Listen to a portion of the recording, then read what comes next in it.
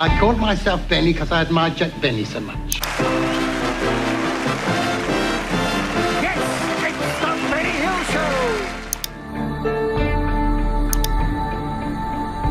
Show! The show gets canceled. The Benny Hill Show faced mounting criticisms and controversies, particularly regarding its portrayal of women. Ain't it the truth? Sexual innuendos and prejudices complicate the matter even more. As a result, the show began losing financial support. For over 3 decades, The Benny Hill Show ruled television like a comedy king. Millions of viewers would drop everything when they heard that famous saxophone music start playing. Families gathered around their TV sets, ready to laugh until their sides hurt at Benny's silly faces, crazy chases, and naughty jokes. The cheeky comedian with the mischievous smile became a global superstar, making people giggle from London to Tokyo, from New York to Sydney. But behind all the laughter and those unforgettable chase scenes, something dark was slowly building up. What started as harmless fun was about to explode into the biggest controversy British television had ever seen. A storm was coming that would destroy everything Benny Hill had built, turning his beloved comedy show into the most hated program on TV.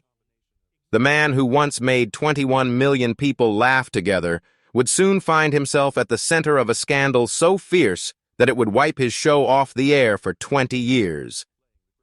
This is the shocking true story of how comedy's biggest star became television's most controversial figure, and how one moment of supposed entertainment sparked a cultural war that changed TV forever.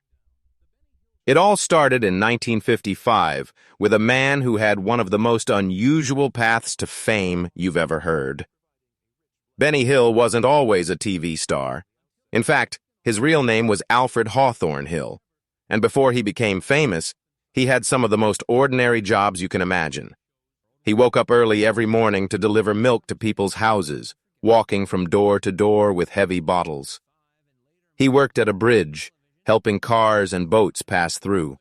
He even played drums in a band, keeping the beat while other musicians played their songs. But Alfred had a secret dream. Deep inside, he knew he was meant to make people laugh. He would practice funny voices when no one was listening. He would make silly faces in the mirror. He studied how famous comedians moved their bodies to get laughs. And finally, after years of dreaming, he got his chance to be on television. When The Benny Hill Show first appeared on BBC in 1955, nobody could have predicted what was about to happen. This wasn't just another TV program. This was something completely different. Benny had created a new kind of comedy that mixed together funny body movements, silly voices, and playful jokes in a way that nobody had ever seen before. The secret to Benny's success was that he understood something very important about making people laugh. He knew that the funniest things didn't always need words. He could make people burst out laughing just by falling down in a funny way, making a surprised face, or pretending to be someone else. He was like a magician. But instead of pulling rabbits out of hats, he pulled laughter out of thin air. But here's where the story gets really interesting. In 1969, something happened that would change everything. The show moved from BBC to a different television channel called ITV, and suddenly Benny had more freedom than ever before. It was like giving a race car driver a faster car, or giving an artist better paints. With this new freedom, Benny created some of the most memorable comedy moments in television history. The show had a special song called Yakety Sax that became so famous, people still recognize it today. Whenever you heard that fast, exciting saxophone music, you knew something hilarious was about to happen. Usually, it meant Benny was about to start running around with a group of people chasing after him. These chase scenes became so popular that they're still copied by comedians and movies today. During the 1970s, something amazing happened. The Benny Hill Show didn't just become popular in England. It spread around the world like wildfire. People in 97 different countries were watching Benny Hill and laughing at his jokes. Think about that for a moment. In an age before the internet, before social media, before any of the ways we share things today, This one-man's comedy show was entertaining people from America to Australia, from Japan to Germany. Why was it so popular everywhere? Because Benny had discovered something incredible about humor. He realized that making people laugh didn't depend on language. A person falling down is funny whether you speak English, Spanish, French, or any other language. A surprised expression looks the same and makes people laugh no matter where they live. Benny had created a universal language of laughter. The show featured amazing characters and performances that people still remember today. There was Henry McGee, who would announce each episode by shouting, "Yes, it's the Benny Hill Show," with so much excitement that viewers got excited too. There were the Ladybirds, a group of talented singers who added beautiful music to the comedy. And there were the famous Hill's Angels, performers who became part of the show's most memorable moments. Benny himself was incredibly talented in ways that most people never realized. He wasn't just funny, he was also a skilled musician who could write and sing songs at lightning speed. He was a master of impressions, able to copy famous movie stars, singers, and celebrities so perfectly that audiences immediately knew who he was pretending to be. He once did an entire sketch copying different American detective characters, and people said it was one of the funniest things they'd ever seen on television. But the most incredible thing about Benny Hill was his dedication to his craft. At the end of every single episode, he would look directly into the camera and speak personally to everyone watching at home. He would say, "Thank you for being with us, and we look forward to seeing you all again very soon." It wasn't just words he was reading from a script. He really meant it. He genuinely cared about making people happy and bringing joy into their lives. For years, everything seemed perfect. The show was breaking records, making millions of people laugh, and Benny Hill was becoming one of the most recognizable faces on television. But underneath all this success, something was starting to change in the world around him. By the late 1970s and early 1980s, society was beginning to think differently about many things, especially about how women should be treated and portrayed in entertainment. Some people started looking at the Benny Hill Show with new eyes, and they didn't like what they saw. They began to notice that many of the show's jokes involved men chasing women, and that women were often shown in revealing clothing or in situations that made them look foolish. What had once seemed like harmless fun was now being seen by some people as something more serious and potentially harmful. Critics began to argue that the show was sending the wrong message to viewers, especially to men and boys who might think that the behavior they saw on TV was acceptable in real life. This is where our story takes a dramatic turn that nobody saw coming. The criticism started small, with just a few people complaining. But like a snowball rolling down a hill, it grew bigger and bigger until it became an avalanche that would eventually destroy everything Benny Hill had built. Famous comedians began speaking out against the show. Ben Elton, a well-known British comedian, publicly criticized the program, saying it was wrong to show men chasing women around in their underwear, especially when real women were concerned about their safety in public places. He argued that the show was contributing to a culture that didn't respect women. At first, Benny Hill and the people who made his show tried to fight back against these criticisms. Benny argued that his comedy was never meant to hurt anyone. He pointed out that in his sketches, the men usually looked silly and foolish, while the women were often portrayed as clever and in control. He insisted that he was just trying to entertain people and make them laugh, not to promote bad behavior or disrespect toward women. The television executives who produced the show also defended it. They pointed to the millions of people who still watched and enjoyed it every week. They argued that the show's continued popularity proved that most viewers understood it was just harmless entertainment, not a serious commentary on how people should behave in real life. But the criticism kept growing stronger and louder. Newspaper articles were written condemning the show. Television critics called it outdated and offensive, Women's rights groups organized protests. What had once been seen as innocent fun was now being labeled as sexist and harmful. The pressure was enormous, and it was starting to affect the show in ways that nobody had expected. The ratings, which had been incredibly high for decades, began to drop. In 1977, over 21 million people had watched the show, making it one of the most popular programs on British television. But by the late 1980s, that number had fallen to fewer than 10 million viewers. This decline in viewership created another serious problem. The Benny Hill show was expensive to produce. It required many actors, elaborate sets, special effects, costumes, and music. When fewer people were watching, the television station was spending a lot of money on a show that wasn't as profitable as it used to be. Television is a business, and businesses need to make money to survive. The people running the television station were faced with a difficult decision. Should they continue supporting a show that was becoming increasingly controversial and expensive, or should they invest their money in newer programs that might attract more viewers and generate more profit? Meanwhile, Benny Hill himself was getting older and more tired.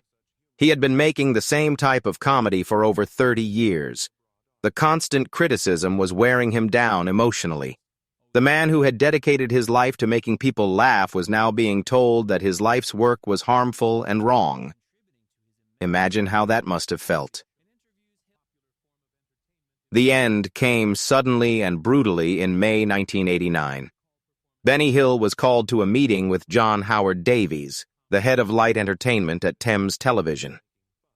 Benny had just returned from a successful appearance at a television festival, and he thought the meeting was to discuss plans for the next season of his show. He probably walked into that room feeling hopeful and excited about the future. Instead, he received news that would shatter his world. He was told that his show was being canceled immediately and that his services were no longer needed. After more than 30 years of making people laugh, after becoming one of the most recognizable entertainers in the world, after bringing joy to millions of people across 97 countries, it was all over. The official reasons given for the cancellation were declining ratings, rising production costs, and Benny's apparent fatigue. But everyone knew the real reason. The show had become too controversial. The criticism had become too loud. The risk of keeping it on the air had become too great. What happened next was even more shocking.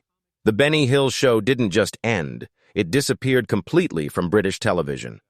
For 20 years, from 1989 to the 2000s, you couldn't watch a single episode on any British TV channel. It was as if the show had never existed. This wasn't just cancellation, this was erasure. But here's the most incredible part of this story. While the show was being banned and forgotten in Britain, it continued to be hugely popular in other countries around the world. People in America, Australia, Germany, Japan, and dozens of other nations were still watching and enjoying Benny Hill's comedy. The same episodes that British television wouldn't show were being broadcast to millions of international viewers who loved them. This created a strange situation where Benny Hill was more famous and appreciated outside his own country than inside it. International audiences didn't seem to have the same concerns about the show's content that British critics did. They saw it as harmless entertainment, exactly as Benny Hill had always intended it to be. The people who had worked on the show faced uncertain futures. Some continued successful careers in entertainment. Henry McGee, the announcer, kept acting in other television programs and movies until his death in 2006. Jackie Wright, the small man who Benny would playfully tap on the head in many sketches, had left the show in 1983 due to health problems and died in 1989, the same year the show was canceled. Some of the women from the show, known as Hill's Angels, went on to achieve great success. Jenny Lee Wright became a respected sound effects artist, working on major Hollywood movies like Shakespeare in Love and Die Another Day. Jane Leeves became a huge star in America, playing a main character in the popular sitcom Frasier. These success stories showed that the people who worked with Benny Hill were genuinely talented performers who could succeed in many different areas of entertainment. Benny Hill himself lived quietly until his death in 1992, just 3 years after his show was canceled. The man who had brought laughter to hundreds of millions of people around the world spent his final years largely out of the public eye, probably wondering how something that had brought so much joy could have ended in such controversy and sadness. But the story doesn't end there. In the 2000s, something unexpected happened. British television channels began showing Benny Hill episodes again, usually during holiday periods alongside other classic programs. This suggested that enough time had passed for people to view the show with less emotional intensity. Some viewers who watched these reruns remembered why they had loved the show in the first place, while others still found it outdated and offensive. The return of the Benny Hill show to British television sparked new debates about comedy, censorship, and how society's values change over time. Some people argued that banning the show had been an overreaction, that it was just harmless entertainment that shouldn't be judged by today's standards. Others maintained that the criticism had been justified and that removing the show from television had been the right decision. Today, the Benny Hill Show serves as a fascinating case study in how entertainment, society, and values can change over time. It demonstrates how something that brings joy to millions of people can simultaneously be seen as harmful by others. It shows how the same content can be interpreted completely differently by different cultures and generations. The show's legacy is complicated. On one hand, it represents a golden age of British comedy that made people laugh across the world and influenced countless other comedians and entertainers. Its use of physical comedy, visual gags, and memorable music can still be seen in modern entertainment. Many comedians have cited Benny Hill as an influence on their own work. On the other hand, the show serves as a reminder of how important it is for entertainers to be aware of how their work affects different groups of people. It shows how comedy that seems innocent to some can be hurtful or offensive to others, and how creators need to consider the broader impact of their entertainment. The story of the Benny Hill Show is ultimately a human story about a man who wanted nothing more than to make people laugh. Benny Hill never set out to offend anyone or to promote harmful attitudes. His goal was always to bring joy and laughter into people's lives. The fact that his work eventually became controversial doesn't diminish his genuine desire to entertain and his remarkable talent for comedy. What makes this story so compelling is that there are no simple answers or clear villains. Benny Hill wasn't a bad person trying to harm society. His critics weren't humorless people trying to destroy entertainment. The television executives weren't evil businessmen only concerned with money. Everyone involved was trying to do what they thought was right, but they had very different ideas about what right meant. This is why the story of the Benny Hill Show continues to fascinate people today. It's a story about the power of entertainment to bring people together and tear them apart. It's about how laughter can unite people across cultures and languages, but also about how the same jokes can divide people within the same society. It's about the responsibility that comes with fame and influence, and about how difficult it can be to know where the line is between harmless fun and harmful content. Most importantly, it's a story that reminds us that entertainment doesn't exist in a vacuum. The shows we watch, the jokes we laugh at, and the comedians we support all reflect and influence the values of our society. The rise and fall of the Benny Hill Show teaches us that as society changes, entertainment must change with it, and that what makes us laugh today might not make us laugh tomorrow. The legacy of Benny Hill and his show will continue to be debated for years to come. But one thing is certain: for better or worse, the Benny Hill Show changed television history and left a mark on popular culture that can never be erased.